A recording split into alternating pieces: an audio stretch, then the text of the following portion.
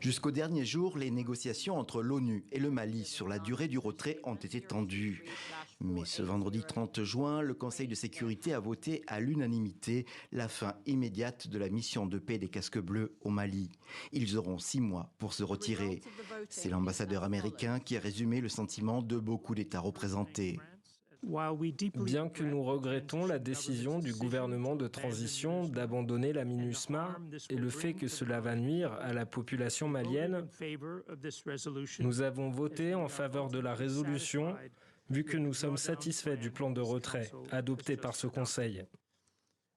Nous appelons les parties signataires à poursuivre leur coopération et à éviter toute action susceptible de compromettre le cessez-le-feu.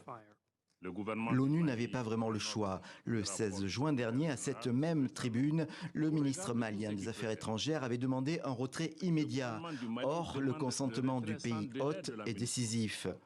Ce vendredi, c'est l'ambassadeur du Mali auprès de l'ONU qui a répondu aux craintes.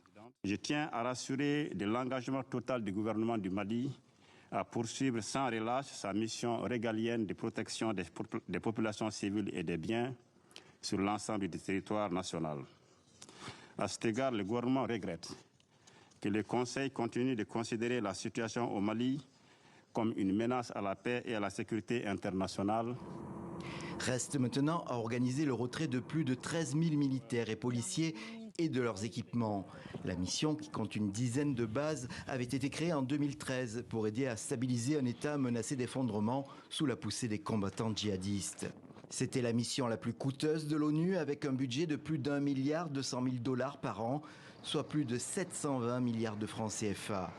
Mais la relation entre Bamako et la MINUSMA s'est détériorée à partir de 2020 et la prise de pouvoir des militaires.